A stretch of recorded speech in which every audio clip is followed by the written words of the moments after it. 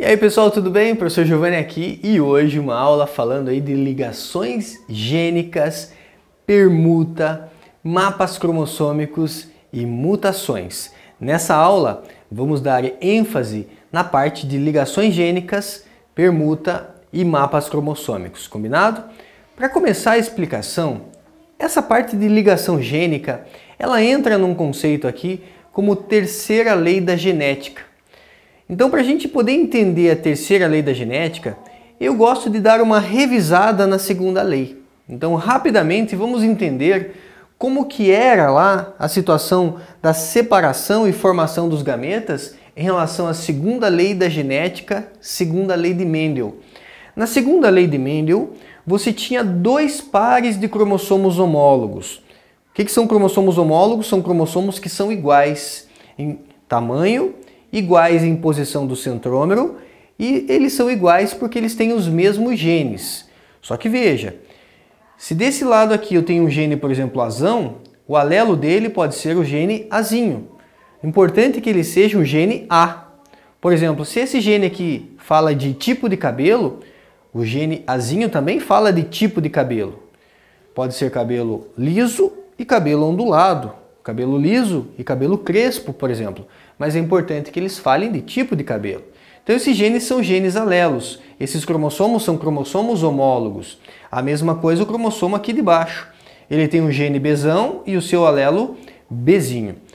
Na segunda lei de Mendel, então, você tinha aqui a análise de duas características, só que essas características estavam em cromossomos homólogos diferentes. E você sabe que durante a meiose, o que acontece durante a divisão meiótica?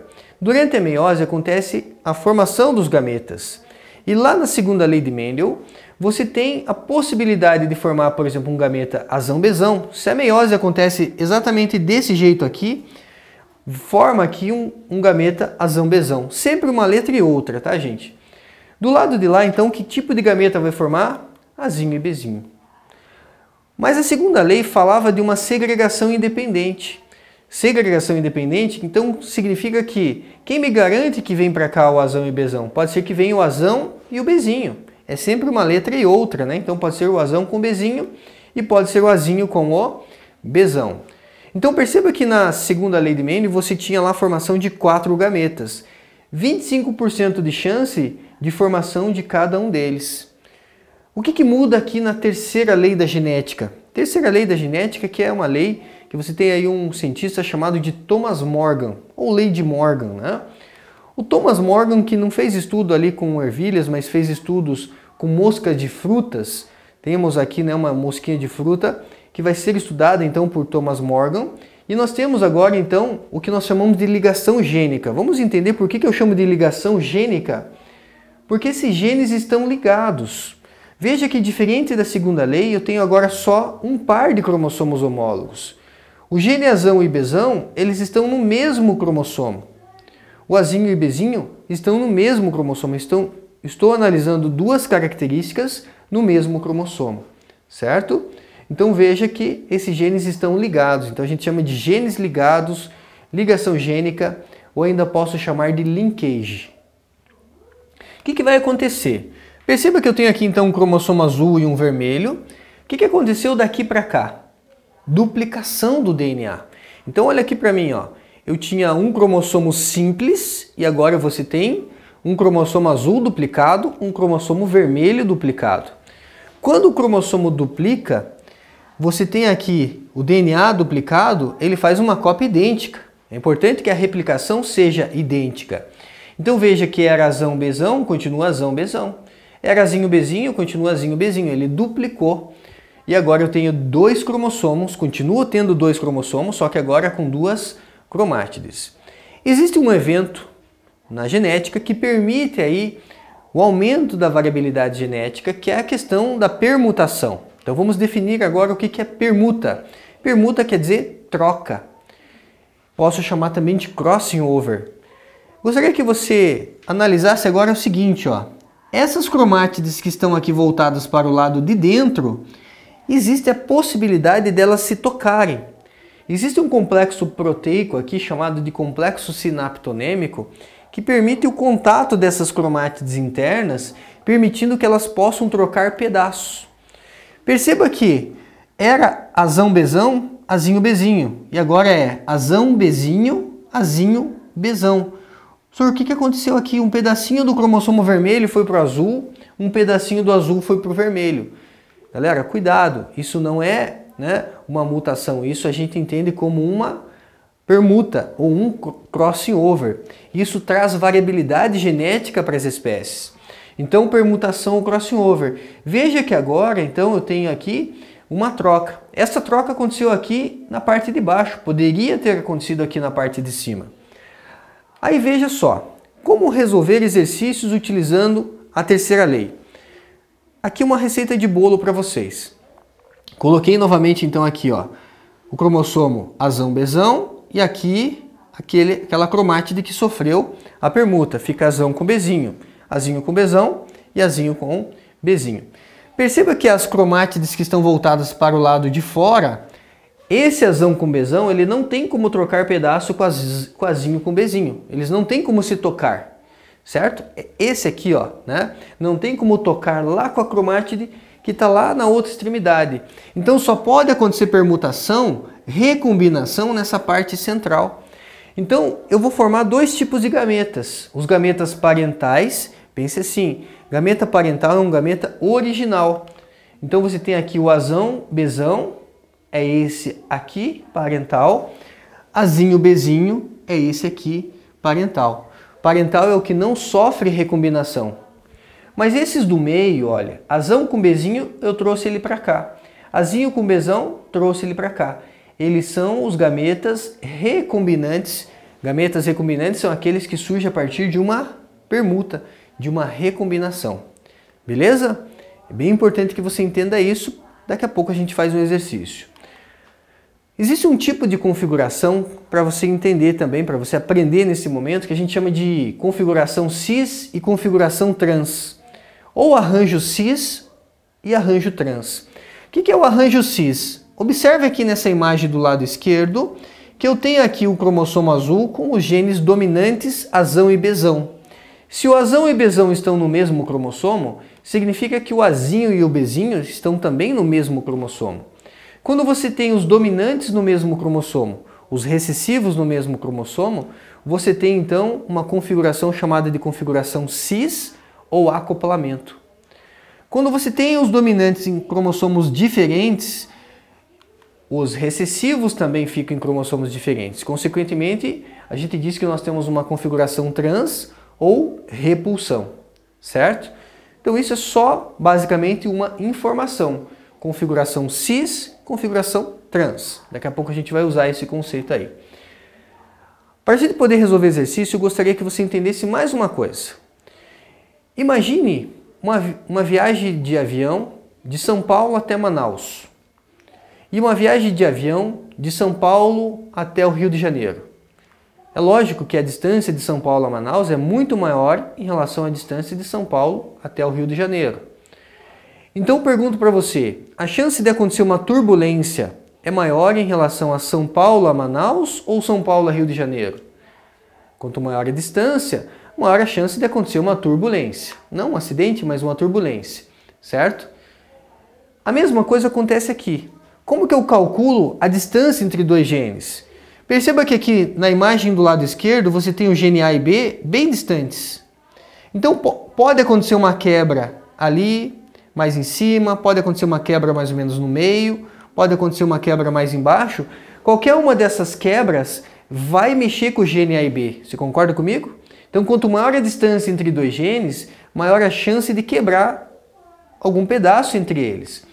Perceba aqui na imagem da direita que o gene A e B eles estão mais próximos. Então, observe o seguinte, ó, se acontecer uma quebra aqui embaixo, um pouco mais para baixo, um pouco mais para cima ali, ó, mas essas quebras aqui não vão mexer com o gene A e B.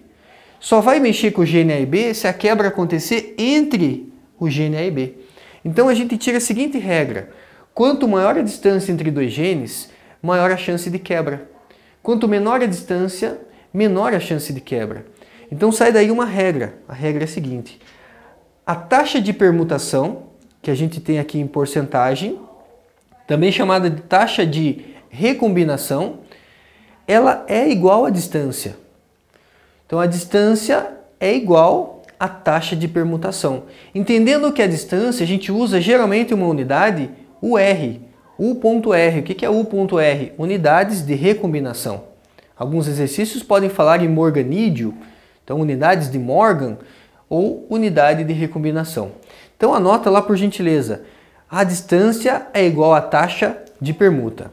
Então vamos dar uma olhada nesse exercício aqui, ó. A Drosophila melanogaster é a mosquinha de frutas, tá, gente? Aquela mosquinha que quando se compra, por exemplo, banana, parece que a mosquinha vem de brinde, né? Parece lá na sua casa. Drosophila melanogaster, mosca de frutas, possui em um dos seus cromossomos dois genes, azão e bezão, que se encontram a uma distância de 28 UR, 28 unidades de recombinação. Considere o macho dessa espécie com o genótipo azão-azinho, bezão-bezinho, em posição trans. Espera-se que ele produza espermatozoides com os genes azão e bezão em 1% de. Então vamos por partes. Eu vou vir aqui agora para o nosso quadro. Então acompanhe o seguinte, ó. Ele falou que ele tem aqui um gene azão e bezão que estão a uma distância de 28 R. Então ele me deu a distância. Distância igual, deixa eu pegar esse aqui que acho que marca mais. Distância igual a 28 UR. 28 unidades de recombinação. Você sabe que o R é igual a quê? A distância é igual à taxa de permutação. Então eu pergunto para vocês qual é a taxa de permutação? 28 o quê? Por cento. 28%. Porque a distância é igual à taxa de permuta. Era esse valor que eu precisava então encontrar. Se eu não soubesse da regrinha, eu não ia chegar em 28%. Ele falou que tem um macho que tem ali o gene azão e bezão, mas numa configuração trans. Lembra da configuração trans? Então deixa eu pegar aqui agora. Assim. Então você tem aqui um macho na configuração trans. Configuração trans é quando você tem o quê? Os alelos dominantes em cromossomos diferentes. Então você vai ter aqui azão e aqui vai ter o bezão. Configuração trans, dominantes em cromossomos diferentes. Então quer dizer que aqui vai ter o azinho e aqui vai ter o bezinho. Se fosse configuração cis, seria azão-bezão, azinho-bezinho. Configuração trans, então, eles estão em lados opostos, em cromossomos diferentes. Esse aqui é a configuração do macho que ele falou. Qual é o macete, qual é a regra, a receita de bolo que eu falei para vocês?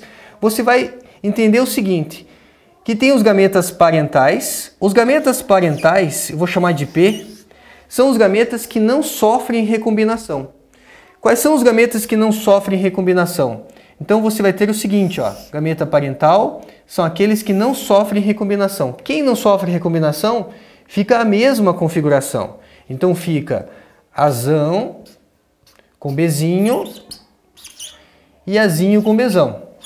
Esses são os gametas parentais, os que não sofrem recombinação.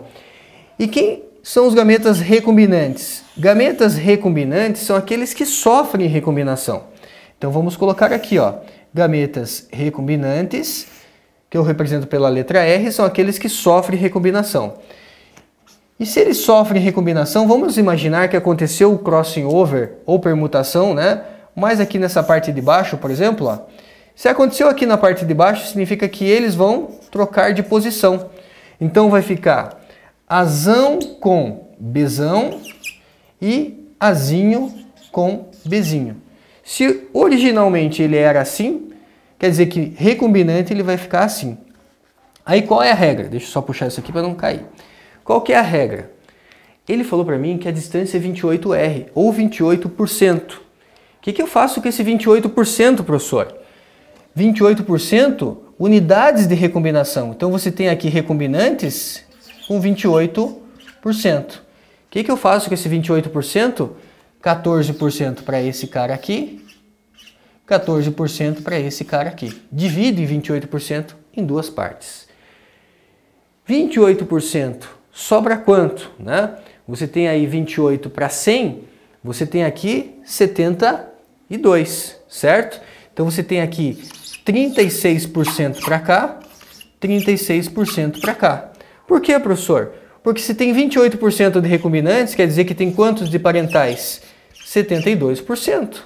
Sempre assim. Ele me deu a taxa de recombinantes, eu tenho a taxa de parentais. Ele quer saber agora o quê? Espera-se que ele produza espermatozoides com os genes azão-besão em percentual D.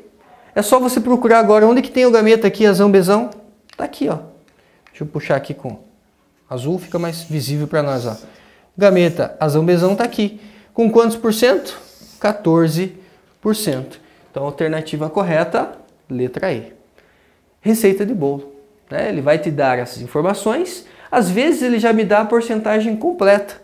E aí, facilita a minha vida. Mas se ele falar em distância, é a mesma que a distância, porcentagem igual à distância. Show de bola? Maravilha, então. Né?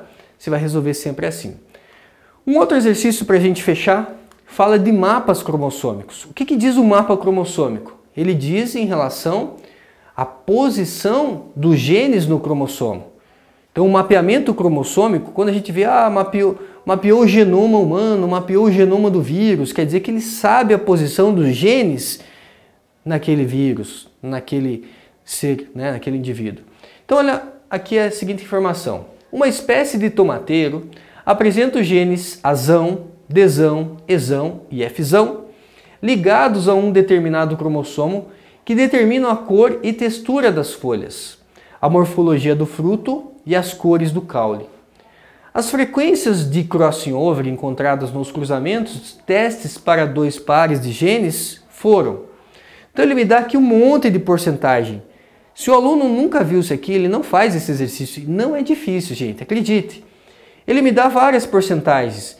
Entre F e E, 14%, entre F e D, você tem aqui 9%, D e E, 5%, D e A, 11%, F e A, 20%, E e A, 6%.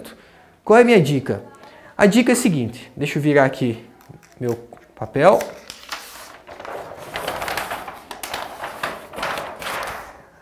Como que eu faço um exercício desse, professor? Você vai bater o olho aqui e vai pegar aqueles genes que têm a maior distância. Quem tem maior distância aqui, ó? F e A. F e A estão a uma distância de 20%. Você está vendo que eu estou usando a palavra distância? Ah, professor, mas aqui está em porcentagem. É, porque a taxa de crossing over, taxa de recombinação, é igual à distância. Então, eles estão a uma distância de 20, o R. Então, você vai montar assim, ó. O gene F e o gene A. Então, eles são os genes que estão mais distantes. Então, eu coloco aqui o gene F e aqui o gene A. Eles estão mais distantes. Colocando aqui linhas, né? Deixa eu colocar aqui numa cor diferente, ó. A gente sabe, então, que esses dois genes estão aqui a uma distância de 20, como estou falando de distância, 20 UR, certo? 20 unidades de recombinação. Comecei pelos que têm a maior distância. Agora, o que eu vou fazer? Pega qualquer um. Ah, pode ser o F e o E, 14%. Entre F e E, tem 14%. Então, 14% deve estar mais ou menos por aqui, ó. Vamos chutar, então, entre F e E, você tem 14%. Então, mais ou menos aqui. Se aqui tem 20, aqui deve ter mais ou menos, então, 14. Né? Então, por aqui eu devo ter 14 unidades de recombinação. Já achei a posição do E. Se essa posição for verdadeira, a distância entre E e A tem que ser 6%. Bateu, ó. 6% a distância entre E e A. Então, agora pega FD. FD, 9%. Entre F e D, 9%, então 9% deve estar por aqui o D. Então, a posição do D está aqui. Então, essa distância aqui, ela deve ser, então, em torno de 9%, ou 9 unidades de recombinação, 9 UR. Então, quer dizer que aqui eu devo ter 11 UR entre D e A. Entre D e A, 11%. Então, ele pergunta, qual é a sequência desses genes localizados no mesmo cromossomo? F, D e A. Tem essa sequência aqui? Tem, alternativa D. Galera, caso não tivesse F, D e A, você poderia marcar qual alternativa? Poderia ser a sequência o quê? Poderia ser a sequência espelho, que seria AE, DF. Certo? Então pode ser F, D e A, mas pode ser o contrário, pode ser a sequência espelho, AE, DF. Então assim você resolve um exercício que fala de mapas cromossômicos. cromossômicos. Beleza? Finalizamos assim mais uma aula. Até a próxima, gente. Tudo de bom.